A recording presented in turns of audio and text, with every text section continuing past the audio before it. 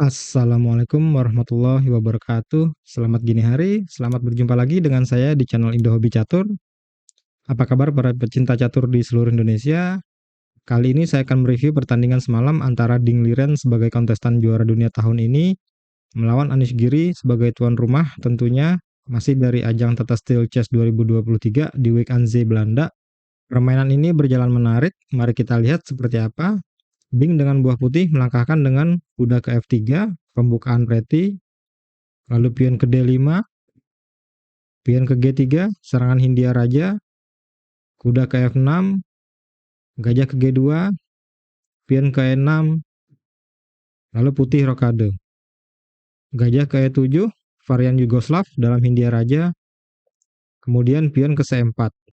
Berubah menjadi pembukaan Inggris, pertahanan Neo-Katalan ditolak, lalu hitam rokade, pion B3, pion D4, Anish terus memajukan pionnya, pion ke E3, mengajak untuk pertukaran pion, lalu pion ke C5, menahan pion agar tetap di pusat, lalu kuda ke E5, membuka diagonal dari petak H1 ke A8, kemudian menteri ke C7, menyerang kuda di E5, pion F4, Ding melindungi kudanya, lalu kuda B ke D7, menambah tekanan pada kuda di E5, kuda ke D3, Ding menghindari pertukaran kuda di pusat, pion E5, dan kuda ke A3.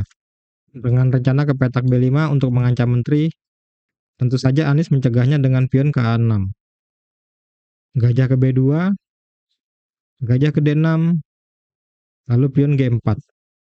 Langkah baru dalam pembukaan ini, pion E makan pion F4, Ding meneruskan pion ke G5.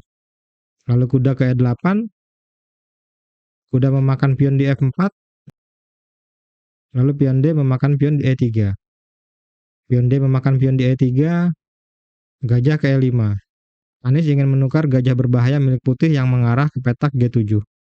Kemudian menteri ke C2, tentu saja Ding tidak ingin melepaskan penguasaan atas diagonal A1 ke H8.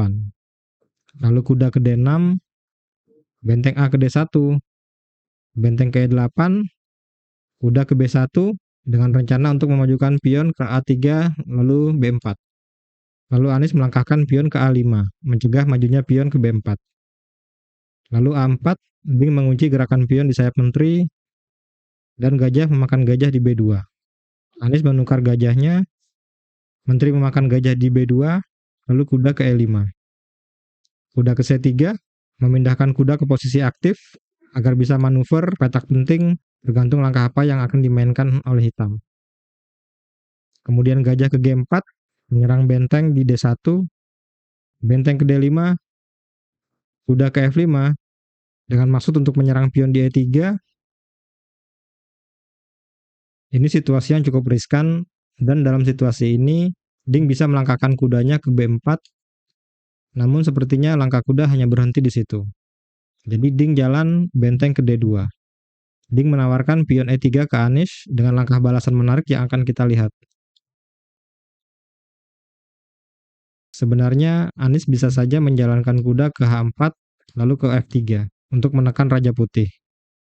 Tapi Anish mengambil pion di E3, lalu kuda C ke D5, mengancam menteri sekaligus mengancam kuda, kuda memakan kuda, dan kuda memakan kuda di D5. Masih mengancam menteri, menteri mundur ke B8, Anish tidak ingin kehilangan penguasaan atas diagonal ini dan sekaligus menjaga kuda di E5. Pion ke H3, mengusir gajah dan gajah mundur ke petak E6.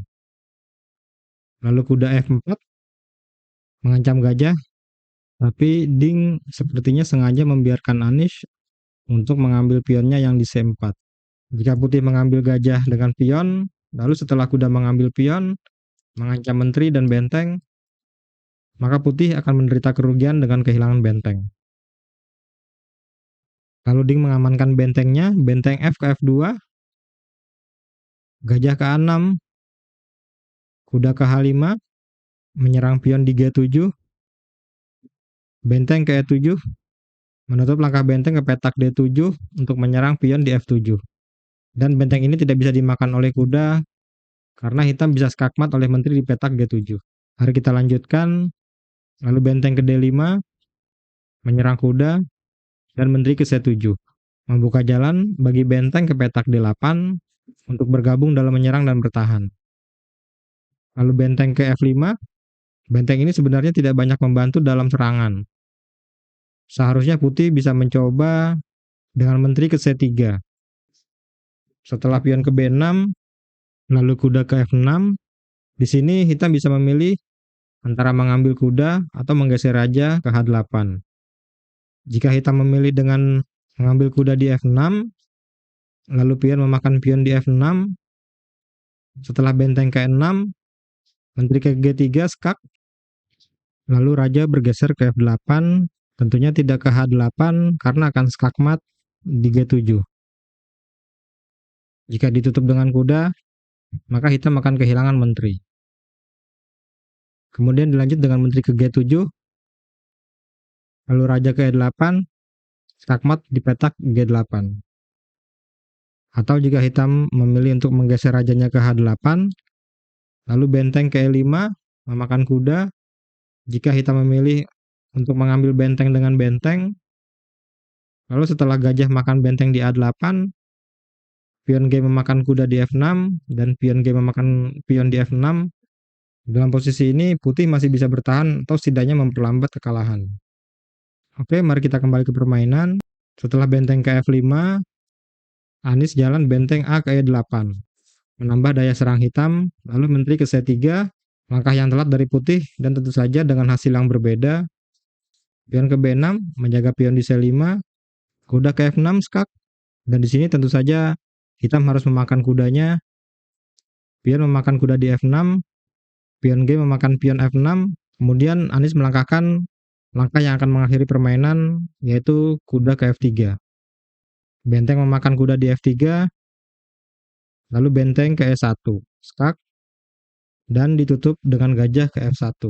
Setelah langkah ini, Anies bisa saja berlaku kejam, mengambil gajah dengan gajahnya, tapi Anies adalah seorang seniman catur, jadi dia melangkahkan raja ke H8 dengan maksud memindahkan benteng ke petak G8. Dan di sini setelah langkah ke-37 dari Anies, Ding Liren menyerah karena sudah tidak mungkin untuk diteruskan. Atau mungkin jika kita ingin melihat langkah lain dari Anies, setelah gajah memakan gajah di F1, benteng memakan gajah di F1, benteng makan benteng, dan raja memakan benteng di F1, lalu menteri ke F4 skak. Tentunya raja harus bergeser karena petak ini dikuasai oleh benteng. Raja ke G1, lalu raja ke H8.